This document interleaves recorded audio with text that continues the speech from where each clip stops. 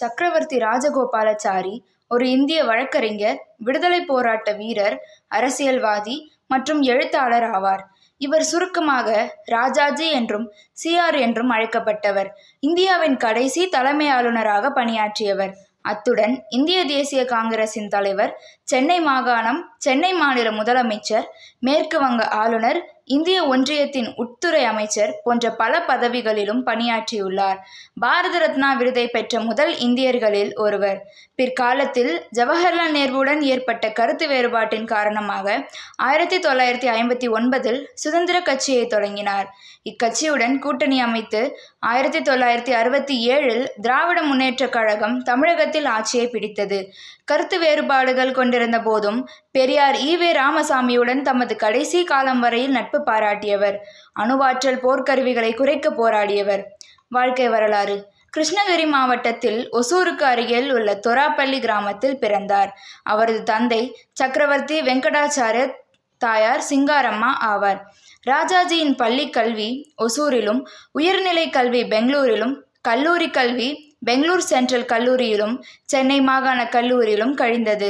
1898 சித்தூர் திருமலை சம்பங்கி ஐயங்கார் மகள் அலமேலு மங்கம்மாளை மணந்தார். 3 ஆண் பிள்ளைகள், 2 பெண் பிள்ளைகள் பிறந்தனர். 1900 தமது வழக்கறிஞர் தொழிலை நன்கு நடத்தி வந்தார். பின்னர் அரசியலில் ஈடுபட்டு 1917 சேலம் நகராட்சி உறுப்பினராகவும் பின்னர் நகர தந்தையாகவும் தேர்ந்தெடுக்கப்பட்டார். காங்கிரஸில் சேர்ந்து ரவுலட் சட்டத்திற்கு எதிரான இயக்கம், ஒத்துழையாமை இயக்கம், வைக்கம் சத்தியாகிரகம் போன்றவற்றில் ஈடுபட்டார். 1930ஆம் ஆண்டு மகாத்மா காந்தியின் தண்டி யாத்திரையை ஒட்டி வேதாரண்யத்தில் உப்பு சத்தியாகிரகம் நடத்தி சிறை சென்றார். 1937ஆம் ஆண்டு மதராஸ் மாகாணத்தின் முதன்மை மந்திரியாக பொறுப்பேற்று 1940 வரை பதவி வகித்தார். பிரித்தானிய ஜெர்மனியுடன் போர் தொடுத்த வெள்ளையில் காந்தியின் வெள்ளையனே வெளியேறு போராட்ட முடிவிற்கு எதிர்ப்பு தெரிவித்தார். போர்க்காலத்தில் பிரிட்டானியாவுடன் ஒத்துழைக்க வேண்டும் என்பது அவரது கருத்தாக இருந்தது. பின்னாளில் முகமது அலி ஜின்னாவுடன் அகில இந்திய முஸ்லிம் லீக்குடன் பேச்சுவார்த்தை நடத்தி முடிவு காண வழைந்தார். இவரது திட்டம் சிஆர் ஃபார்முலா என அழைக்கப்பட்டது. 1946ஆம் ஆண்டு அமைக்கப்பட்ட இடைக்கால அரசில் தொழில் வழங்கல், கல்வி மற்றும் நிதித்துறை அமைச்சராக பணியாற்றினார். குடும்பம். ராஜாஜியின் மகள் லட்சுமி மகாத்மா காந்தியின் 4வது மகன் தேவதாஸ் காந்தியை மணந்தவர். இவரது ஒரே மகன் சிஆர் நரசிம்மன் இந்திய அரசியல்வாதி ஆவார். வகித்த பதவிகள். 1947 முதல் 1948 வரை மேற்கு வங்க ஆளுநராகவும், 1948 முதல் 1950 வரை விடுதலை பெற்ற இந்தியாவின் முதல் கவர்னர் ஜெனரலாகவும், 1951 முதல் 52 வரை உள்துறை அமைச்சராகவும் பணியாற்றினார். சென்னை மாநிலத்தின் முதலமைச்சராக 1952 முதல் 53 வரை பதவி வகித்தார். அப்போது அவர் கொண்டு வந்த குலக்கல்வி திட்டத்திற்காக மிகுந்த விமர்சனத்திற்கு ஆளானார்.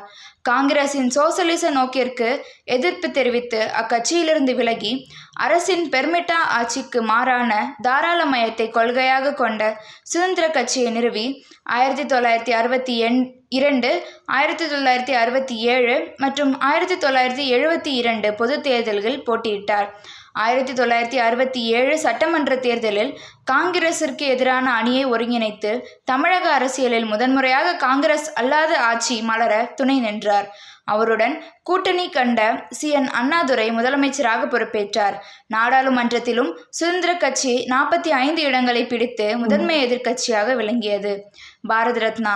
1954ஆம் ஆண்டு இந்தியாவின் உயரிய குடிமையியல் விருதான பாரத ரத்னா விருது இவருக்கு வழங்கப்பட்டது. இலக்கியம். ராஜாஜி தமது எழுத்தாற்றலால் ஆங்கில இலக்கியத்திற்கு சிறப்பாக பங்களித்துள்ளார். தமிழிலும் இராமாயணம் மற்றும் மகாபாரதம் காவியங்களை மொழிபெயர்த்துள்ளார். இவர் கல்கி மற்றும் ரசிகமணி டி.கே.யுடன் இணைந்து குற்றாலத்தில் இலக்கிய ஆய்வுகள் நடத்தினார். புகழ்பெற்ற கர்நாடக இசை பாடலான குறை ஒன்றுமில்லை மறைமூர்த்தி கண்ணா இவர் இயற்றிய பாடலே. மதுவிலக்கு. இந்திய தேசிய காங்கிரசின் கொள்கைகளில் ஒன்றான மதுவிலக்கு கொள்கையில் ராஜாஜி ஈடுபாடு உடையவராக இருந்தார். அவர் சென்னை மாகாணத்தின் முதலமைச்சராக 1937ஆம் ஆண்டில் பொறுப்பேற்ற பின்னர் அன்றைய சேலம் மாவட்டத்தில் மதுவிலக்கை அமல்படுத்தினார். அதனால் ஏற்பட்ட வருவாய் இழப்பை ஈடுகட்ட 1939ஆம் ஆண்டில் விற்பனை வரியை விதித்தார்.